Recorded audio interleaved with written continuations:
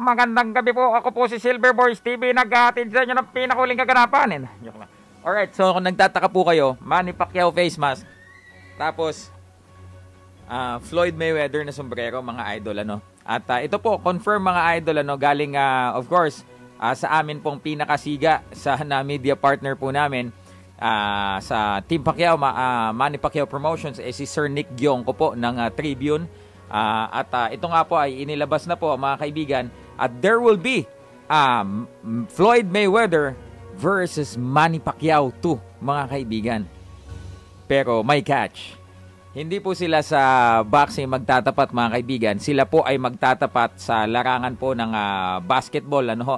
At ang atin pong isa din pong Team Pacquiao member, mga kaibigan, na nakabase po sa Amerika ngayon, siya po ay naatasan na siya pong maglalakad po ngayon yan ng gaganaping event po na yan, mga kaibigan. All the proceeds po na nakikitain dito po sa mangyayaring basketball game ni Sir Manny at ni Floyd Mayweather Jr. ay mapupunta po sa kanila pong kanila pong mga organizations at mga charitable institutions, mga kaibigan.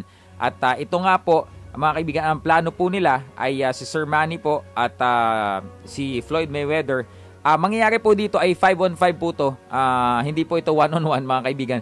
At ito po, kukuha po din sila ng mga retired na NBA players, mga kaibigan, na magiging idadrop nila na magiging membro ng squad nila. So parang magiging Team Pacquiao versus Team Mayweather. Masaya yan, mga idol, kasi of course, ito nga yung history, mga kaibigan, because nung sila po ay naglaban, nung dalawa po sila ay aktibo pa, yung matchup nila sa boxing noon, it drew more than $600 million in revenue, mga idol. So, ito pong event na ito, bagamat ito po ay basketball, mga idol, hindi po boxing, aasahan po natin na talaga pong tatauhin at tatangkilikin po ito ng madla, sapagkat sa mga oras po na ito ay usong-uso po yung tawag dito mga exhibition bout.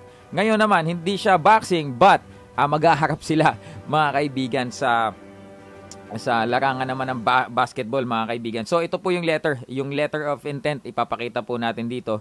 So yan, October 1st, 2021, with the undersigned main proponents and protagonists of the proposed Mayweather versus Pacquiao All-Star Basketball Charity stated in December in Las Vegas, Nevada.